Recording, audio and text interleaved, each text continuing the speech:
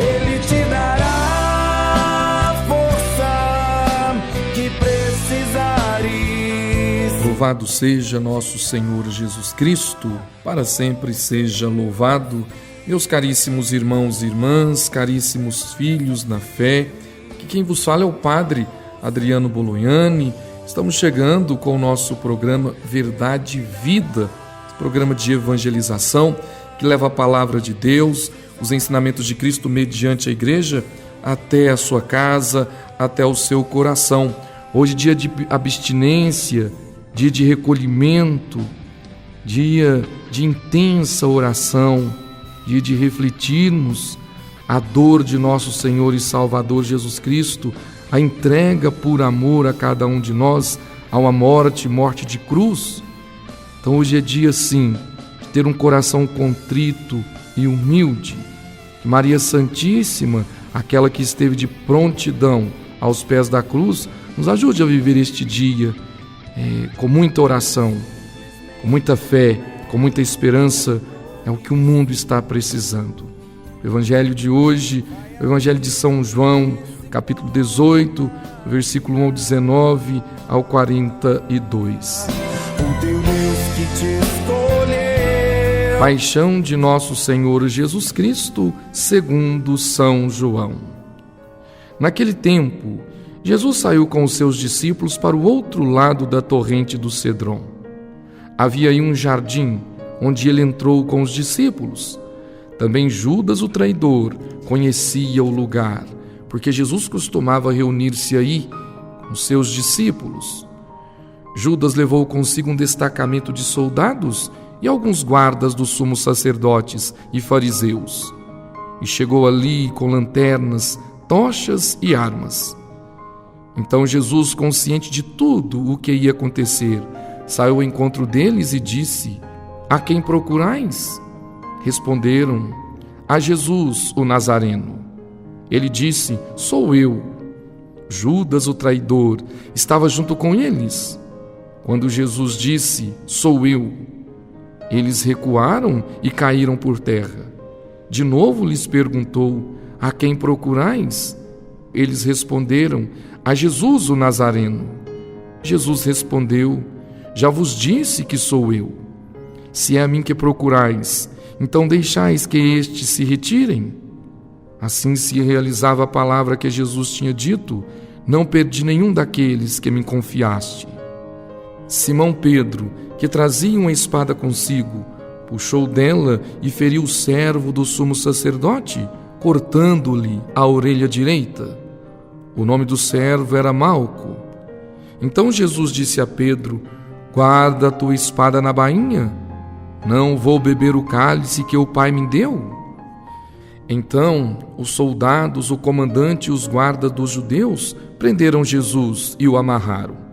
Conduziram-no primeiro a Anás, que era o sogro de Caifás, o sumo sacerdote naquele ano. Foi Caifás que deu aos judeus o conselho: é preferível que um só morra pelo povo. Simão Pedro e um outro discípulo seguiam Jesus. Esse discípulo era conhecido do sumo sacerdote e entrou com Jesus no pátio do sumo sacerdote. Pedro ficou de fora, perto da porta. Então outro discípulo, que era conhecido do sumo sacerdote, saiu, conversou com a encarregada da porta e levou Pedro para dentro. A criada que guardava a porta disse a Pedro: Não pertences também tu aos discípulos desse homem? Ele respondeu: Não. Os empregados e os guardas fizeram uma fogueira e estavam se aquecendo, pois fazia frio. Pedro ficou com eles, aquecendo-se. Entretanto, o sumo sacerdote interrogou Jesus a respeito de seus discípulos e de seu ensinamento. Jesus lhe respondeu: Eu falei às claras ao mundo. Ensinei sempre na sinagoga e no templo, onde todos os judeus se reúnem. Nada falei às escondidas. Por que me interrogas? Pergunta aos que ouviram o que falei, eles sabem o que eu disse. Quando Jesus falou isso, um dos guardas que ali estava deu-lhe uma bofetada, dizendo: É assim que respondes ao sumo sacerdote? Respondeu-lhe Jesus: Se respondi mal, mostra em que. Mas se falei bem, por que me bates? Então Anás enviou Jesus amarrado para Caifás, o sumo sacerdote. Simão Pedro continuava lá, em pé, aquecendo-se. Disseram-lhe: Não és tu também um dos discípulos dele? Pedro negou: Não. Então, um dos empregados do sumo sacerdotes, parente daquele a quem Pedro tinha cortado a orelha, disse: Será que não te vi no jardim com ele? Novamente Pedro negou, e na mesma hora o galo cantou. De Caifás levaram Jesus ao palácio do governador. Era de manhã cedo. Eles mesmos não entraram no palácio, para não ficarem impuros e poderem comer a Páscoa. Então Pilatos saiu ao encontro deles e disse: Que acusação apresentais contra este homem? Eles responderam: Se não fosse malfeitor, não o teríamos entregue a ti. Pilatos disse: Tomai-o vós mesmos e julgai-o de acordo com a vossa lei. Os judeus lhe responderam: Nós não podemos condenar ninguém à morte. Assim se realizava o que Jesus tinha dito, significando de que morte havia de morrer. Então Pilatos entrou de novo no palácio, chamou Jesus e perguntou-lhe: Tu és o rei dos judeus? Jesus respondeu: Estás dizendo isso por ti mesmo, ou outros te disseram isso de mim? Pilatos falou: Por acaso sou judeu? O teu povo e os sumos sacerdotes te entregaram a mim. Que fizeste? Jesus respondeu: O meu reino não é deste mundo. Se o meu reino fosse deste mundo, os meus guardas teriam lutado para que eu não fosse entregue aos judeus. Mas o meu reino não é daqui. Pilatos disse a Jesus: Então tu és rei? Jesus respondeu: Tu o dizes. Eu sou rei. Eu nasci e vim ao mundo para isto, para dar testemunho da verdade. Todo aquele que é da verdade escuta a minha voz. Pilatos disse a Jesus: O que é a verdade? Ao dizer isso, Pilatos saiu ao encontro dos judeus e disse-lhes: Eu não encontro nenhuma culpa nele, mas existe entre vós um costume que pela Páscoa eu solte um preso. Quereis que vos solte o rei dos judeus? Então começaram a gritar de novo: Este não, mas Barrabás.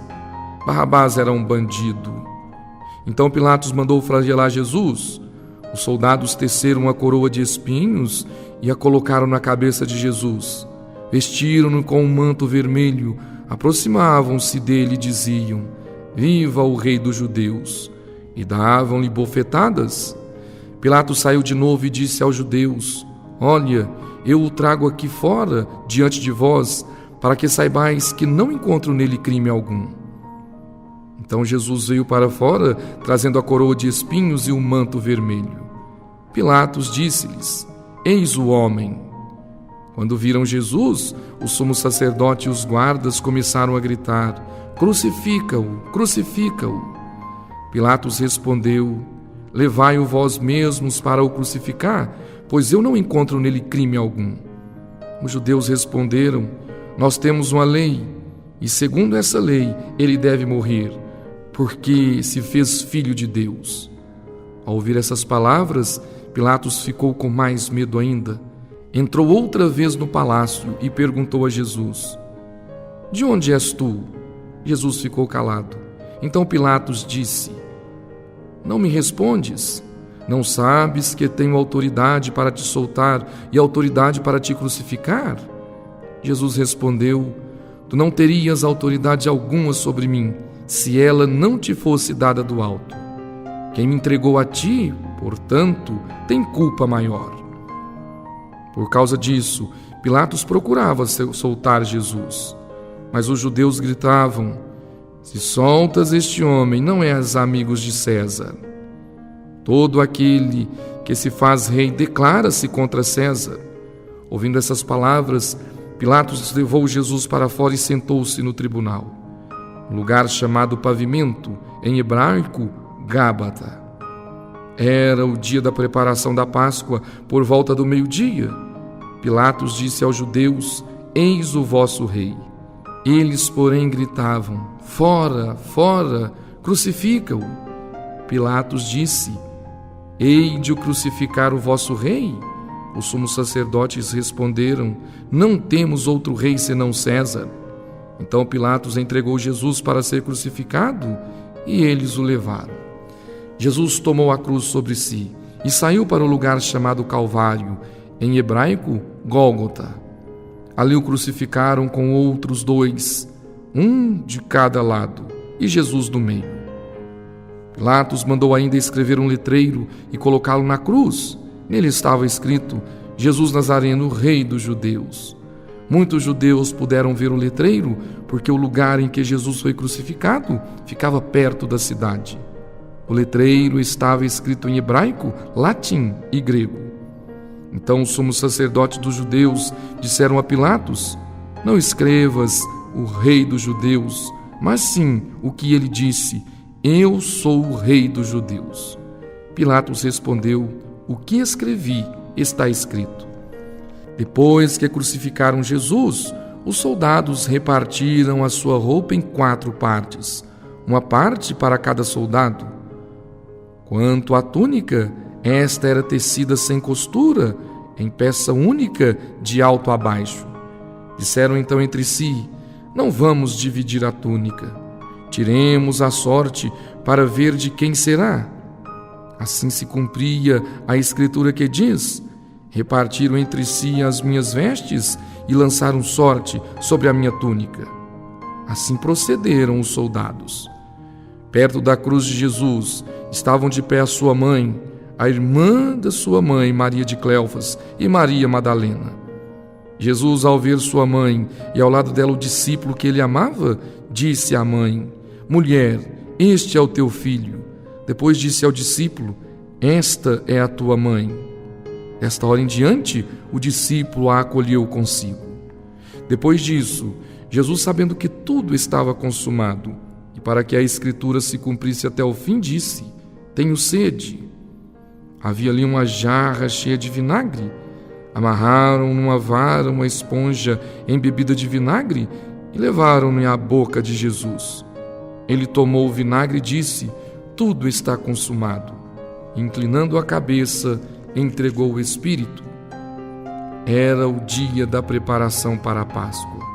Os judeus queriam evitar que os corpos ficassem na cruz durante o sábado, porque aquele sábado era dia de festa solene.